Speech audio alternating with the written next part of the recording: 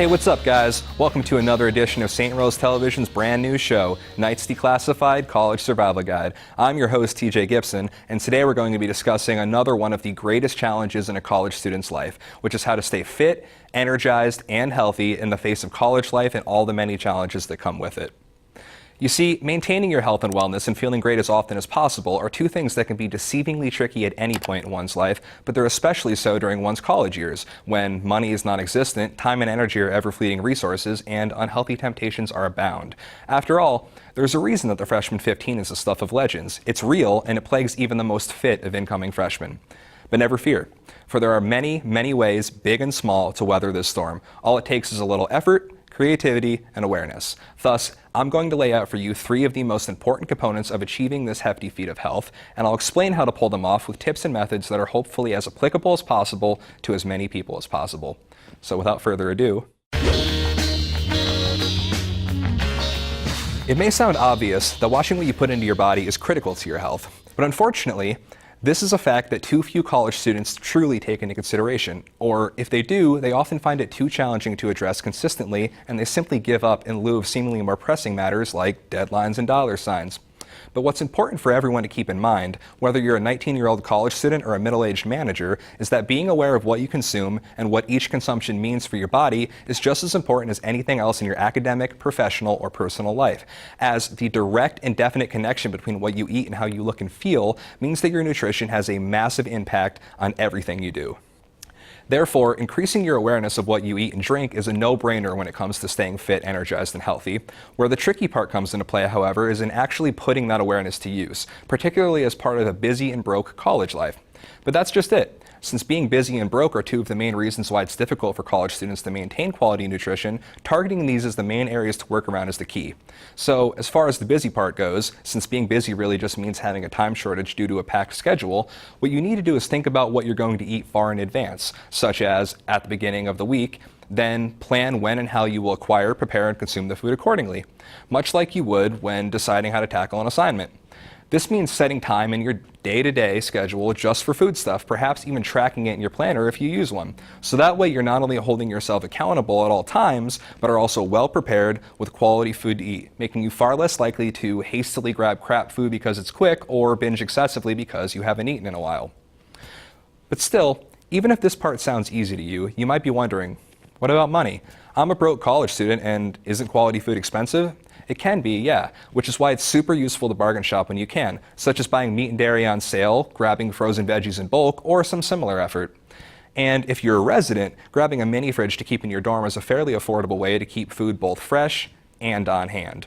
Ultimately, lots of money can be saved if you're a smart buyer. It's just figuring out how to become one that takes time. Another thing is, I realize that I've been pretty vague so far about what exactly I mean by quality food. This is intentional, because while many a guide or even many a nutrition expert will tell you that you must eat this way or that way, that you must cut down on this, and this, while making sure to eat lots of that, and that, I'm of the mind that while there are things that are universally bad for pretty much everyone, such as excessive sugar or alcohol, what constitutes quality is what is healthy for you, the individual, which differs greatly from person to person. For example, some people look and feel their best when they cut way down in carbs and consume more fats, while others look and feel their best when they do the opposite, and others still feel their best when they simply go fully plant-based in their eating. Whatever arrangement makes your body look and feel the best and helps you mentally perform to your fullest, regardless of what that arrangement is the one that is the best for you.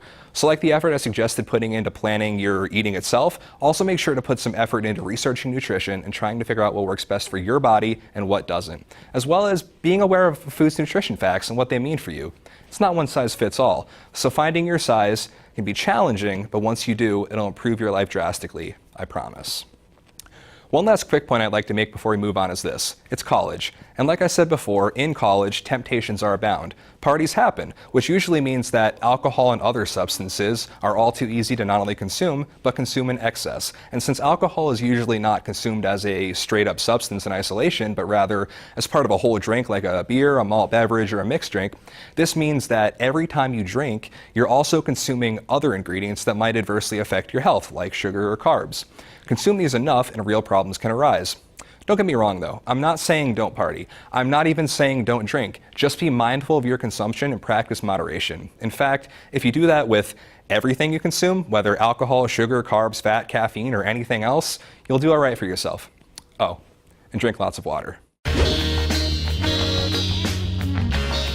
One tip that may also be obvious when it comes to maintaining strong health and wellness, staying active is another absolute essential that is underplayed or flat out ignored by far too many college students. And while I'll be the first to admit that nutrition is ultimately the king when it comes to staying fit, energized, and healthy, the truth is that exercise is right up there with it.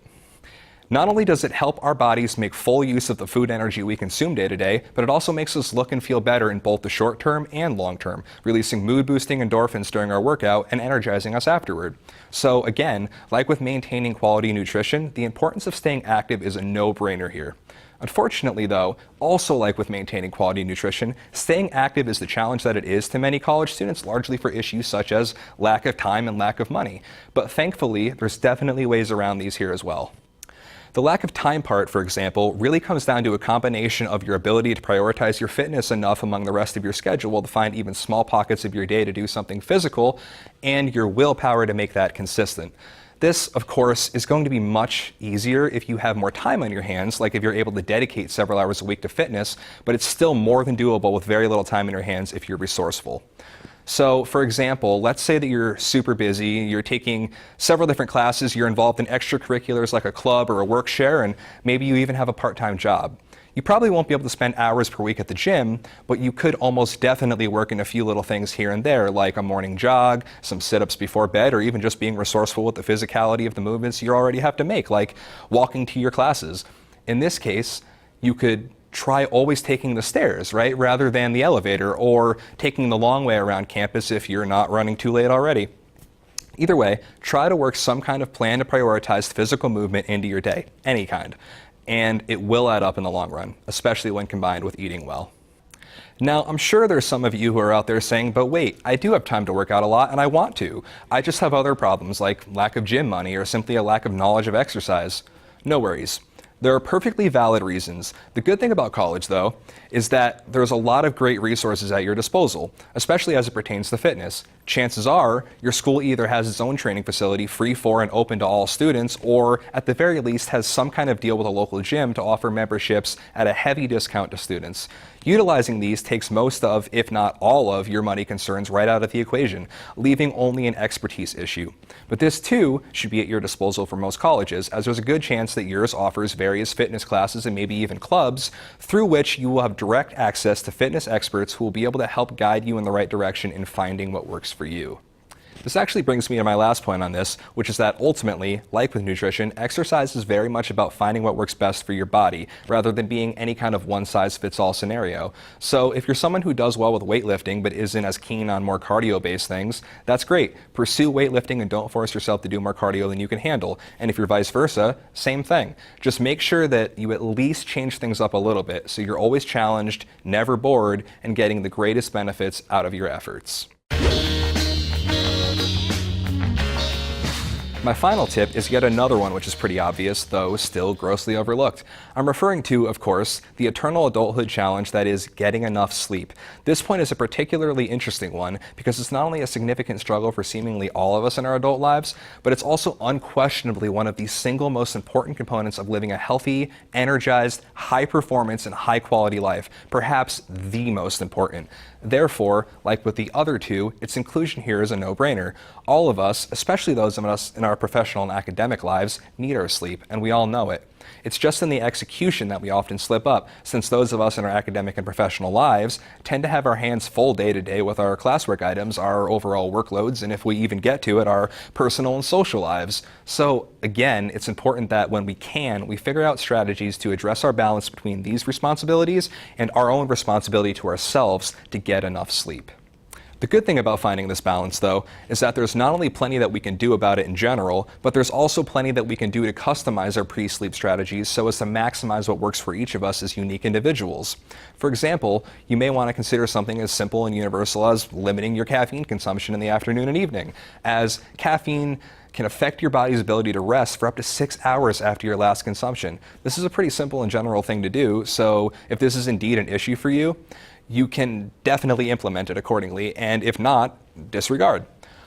Another thing you can do, if possible, is try and limit your light exposure during the last few hours before you plan on going to bed, such as working with only, say, a lamp as your primary light source. And if you're someone who uses your phone and/or laptop before bed, which if you're a college student, you probably are, you can make these devices less impactful to your sleep by using blue light filters, which are built into all Apple products and can be downloaded via third-party apps and software for most Android phones and Windows computers.